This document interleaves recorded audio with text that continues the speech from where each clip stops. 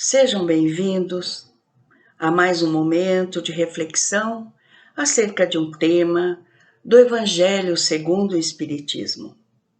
Antes de iniciarmos, façamos uma prece conjunta, rogando a Jesus, nosso irmão, que esteja conosco em nossos melhores propósitos, que nos oriente, nos inspire, para que as lições aqui estudadas e refletidas toquem fundo o nosso coração. Muito bem, o capítulo que hoje nós trazemos é o capítulo 16 do Evangelho segundo o Espiritismo. E ele traz como título Servir a Deus e a Mamon. Já pelo título, nós podemos compreender que vamos trabalhar com escolhas. Neste momento em que vivemos hoje, em que passamos por grandes aflições, momentos difíceis na pandemia e que ainda estamos vivendo suas consequências, é extremamente útil e bom para nós refletirmos demoradamente, com todo o nosso coração, sobre os ensinamentos do Cristo que ele traz neste capítulo.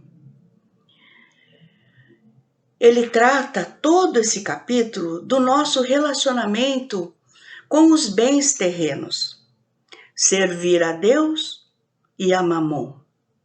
A palavra Mamon, pelos estudiosos, foi considerando as inúmeras traduções do aramaico, foi dado como significando riquezas, tesouro, bens materiais, enfim. Outros cientistas, teólogos, afirmam que é aquilo que tem significado em nossa vida, que foi nos oferecido como instrumento de viver.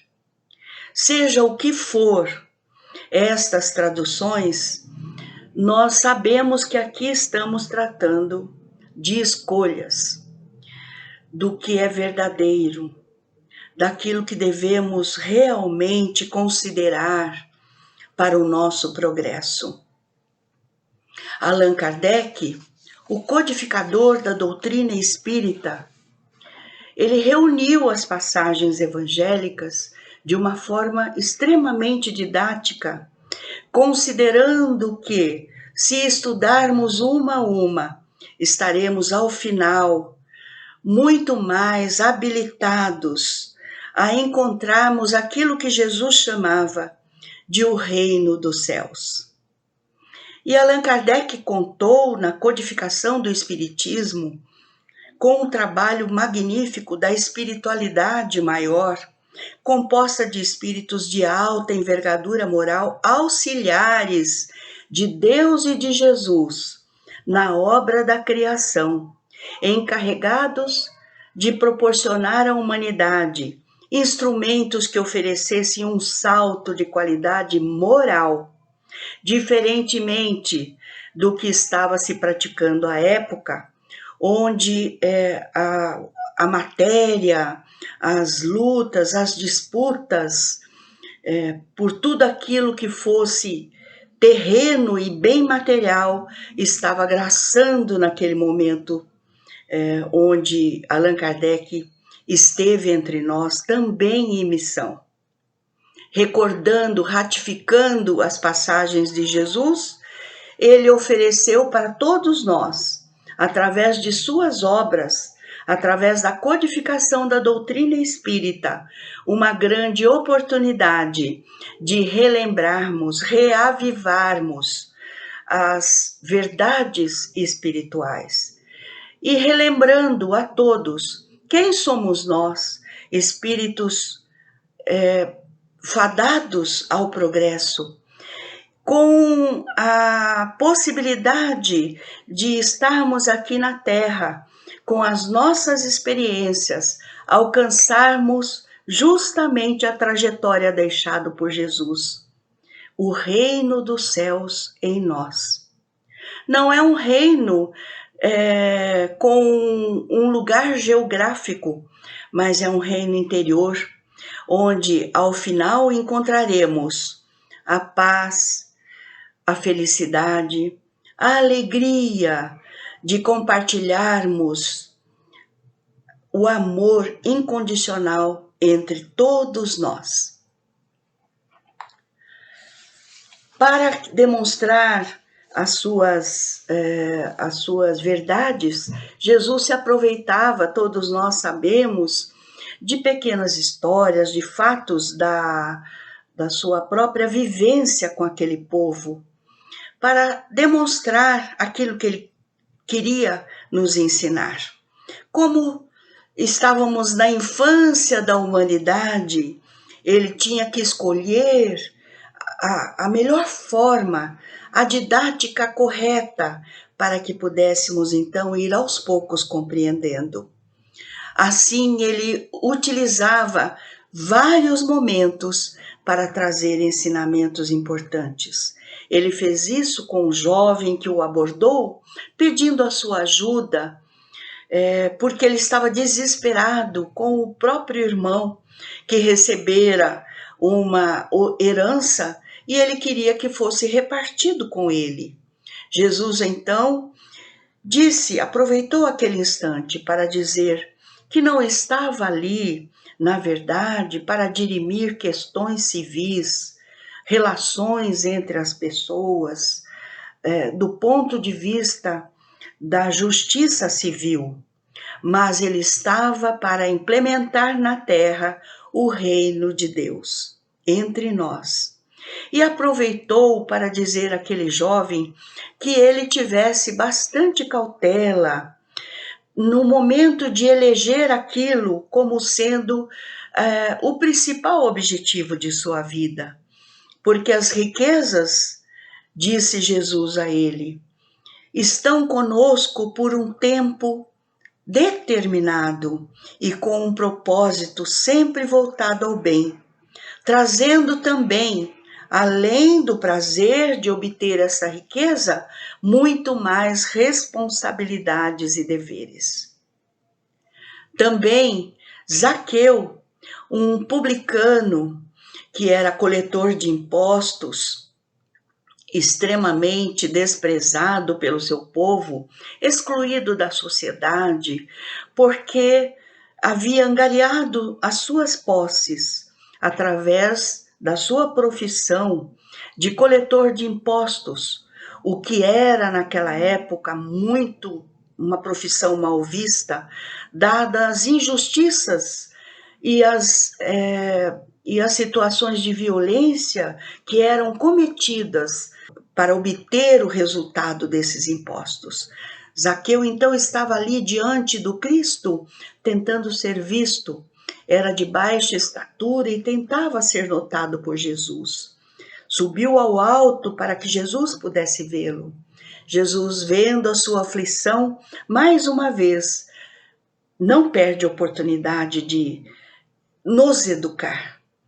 E para demonstrar que Zaqueu, apesar da sua exclusão da sociedade, era também filho de Deus, nosso Pai, e que as diferenças devem ser respeitadas, que cada um de nós está aqui em aprendizado, chamou Zaqueu e disse a ele que iria até sua casa para compartilhar da comida com toda a sua família. Foi seguido por muitos que presenciaram aquilo, uns com admiração e outros com repúdio e acusações a Jesus, de estar convivendo com pessoas que não mereciam as benesses, de Jesus para com ele.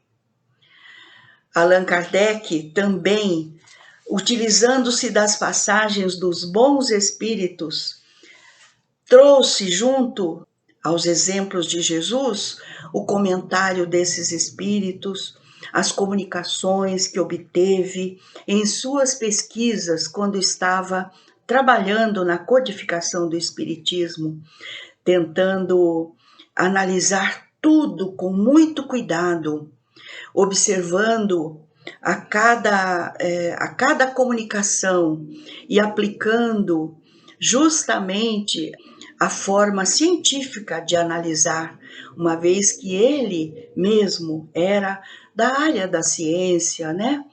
Educador e filósofo, pensava então em como aproveitar aquelas passagens, ratificando as lições evangélicas. Trouxe junto com as palavras de Jesus, esses espíritos que puderam trazer para nós muitos esclarecimentos. Fenelon, um desses espíritos que faz parte deste capítulo do Evangelho, ressalta os ensinamentos de Cristo, lembrando-nos que o homem é tão somente depositário e administrador dos bens que recebe e que conquista aqui na Terra. Chama a nossa atenção para a condição neutra desses mesmos bens, não tendo eles a propriedade de serem bons ou de serem maus, dependendo somente do uso que dele fizermos e do emprego que destinarmos. Lembrando sempre que estes bens, bem empregados, significam abrigo a tantos que não têm, auxílio à sociedade desprovida do mínimo necessário, auxílio às ciências, ao progresso, auxílio aos cuidados com a natureza, enfim, é o que este espírito nos trouxe. Disse ainda Fenelon, lá em 1860, que qualquer fortuna concentrada em uma só mão deve ser como uma fonte de água viva, que espalha a fecundidade e o bem-estar ao seu redor. E quem assim realiza é o primeiro a ser beneficiado dessa fonte benfazeja, com saúde, paz e progresso espiritual. Outro espírito também notável, trazendo lições para nós, Lacordaire, em 1863, na Argélia. Cada espírito se manifestava em lugares diferentes. Disse então Lacordaire, que trata do mesmo assunto, afirmando que Deus é o amigo celeste de todos e que nos emprestou a riqueza, não lhe pedindo mais do que o amor e o reconhecimento de que os seus bens materiais são passageiros, tanto quanto a nossa vida corpórea. Dessa forma, Allan Kardec, com essas mensagens, traz para nós esta reflexão importante. Ainda sobre o nosso espírito Lacordaire, ele trata do apego excessivo que muitos de nós mantêm em relação a tudo aquilo que temos. E quando nós falamos apego, não estamos falando somente de grandes riquezas, grandes fortunas, mas estamos falando de todos nós. Estamos falando de apego excessivo a tudo aquilo que for material, mesmo do pouco que possuímos, e que cultivamos em relação a qualquer conquista nossa, fruto do egoísmo que ainda graça entre nós e do orgulho. Coloca em nós uma venda nos nossos olhos, um tampão nos ouvidos em relação às misérias humanas, às necessidades e às carências daqueles que não possuem o mínimo necessário à sobrevivência, à dor do nosso próximo. E agimos possessivamente com a menor coisa que possuímos, sem dar-lhes o destino adequado, recomendado por Jesus e pelos espíritos que cuidaram da codificação do Espiritismo. Por outro lado, Deus não ordena que atiremos fora tudo aquilo que temos para mostrar que somos dignos do convívio com Deus nosso Pai. Porque aquilo que temos é importante para o nosso viver. Deve merecer os nossos cuidados, o nosso apreço, mas de forma comedida, sempre com a consciência que qualquer um de nós, mesmo em nossas carências, temos sempre o que oferecer ao nosso próximo. Um olhar de bondade, um olhar de caridade, seja ela material ou espiritual. Seja ela até mesmo a caridade moral, né? Oferecendo o nosso tempo, o nosso ouvido para ouvir, o nosso coração para contribuir com o bem. A quem vamos servir então? É a pergunta que nos faz a passagem do Evangelho. São escolhas, né? Escolhas. E o que estamos vivendo hoje nos mostram que nem sempre as escolhas que fazemos são as melhores. Em tempos de escassez material, como colocar tais ensinamentos em nossas vidas, em nossas práticas diárias? O que já possamos e ainda estamos passando, vivenciando, nos responde. Chegamos à conclusão, muitos de nós, nestes momentos de dificuldade, que o verdadeiro bem e o que importa é tudo aquilo que é essencial. Se na falta das riquezas soubermos repartir o mínimo que temos, seremos sem dúvida sustentados por Deus nosso Pai em nossas dores também, em nossas aflições. Para que possamos melhor compreender que escolhas devemos fazer, retomando o que dissemos no início, né, que estes ensinamentos têm sido alvo das nossas preocupações em tempos de pandemia, nos sentimos vulneráveis, tivemos muitas perdas de toda sorte, materiais, espirituais, perdas de pessoas queridas, mas tudo isso nos tem ajudado a escolher melhor e o que fazermos com tudo aquilo que temos, e que as dificuldades materiais têm nos proporcionado algumas conquistas verdadeiras. Que conquistas verdadeiras são essas? São aquelas do coração, são as conquistas do sentimento. Por exemplo, aprendemos a valorizar o que temos, por menor que seja a condição material. Nos tornamos mais humildes diante da necessidade, combatendo em nós o orgulho que ainda faz parte de nossas vidas. Passamos a ser mais humildes, uma vez que precisamos de todos. E tivemos que compreender o valor da amizade, do companheirismo, da vivência em grupo, do compreender o nosso próximo. Passamos a ter um olhar mais sensível e caridoso para com o sofrimento dos outros. Exercitamos a solidariedade e a compaixão pela dor do semelhante.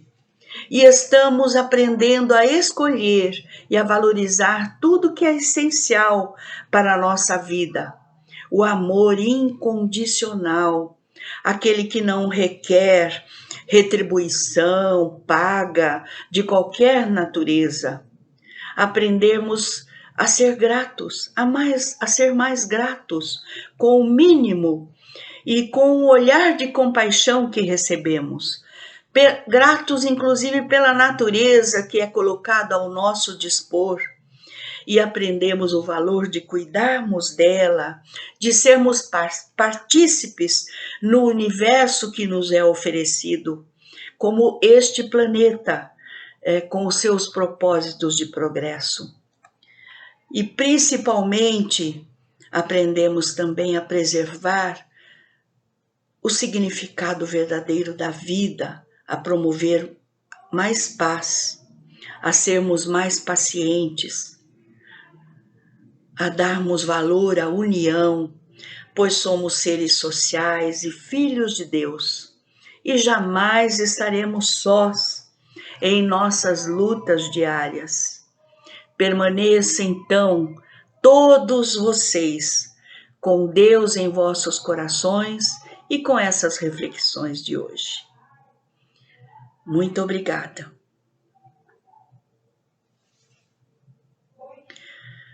Aproveitando o momento em que estamos aqui diante de Jesus, nosso irmão,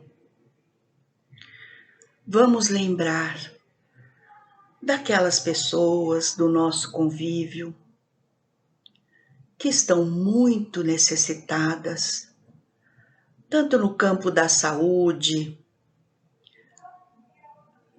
nas necessidades físicas e espirituais, rogando aos amigos espirituais que nesse instante, através do nosso pensamento, sejam conduzidos até eles, num abraço fraterno, distribuindo a cada um os fluidos benéficos do alívio de suas dores, da reconstrução, do refazimento, da coragem, para que possam prosseguir em suas vidas. Vamos pensar também nos nossos familiares, nos mais necessitados, para que eles sejam atendidos por Deus, nosso Pai. Aqueles que já se foram, que recebam o amor do plano espiritual e o nosso melhor pensamento de gratidão. E em relação a nós, que tenhamos sempre o auxílio benéfico de Jesus e suas lições em nossos corações, para que saibamos viver o significado real das coisas, vivenciar as verdades espirituais, sempre com a certeza de estarmos acompanhados de Deus nosso Pai e dos amigos do bem, que tanto nos auxiliam na nossa proposta de vida nesta encarnação. Permaneçam todos com Deus em vossos corações.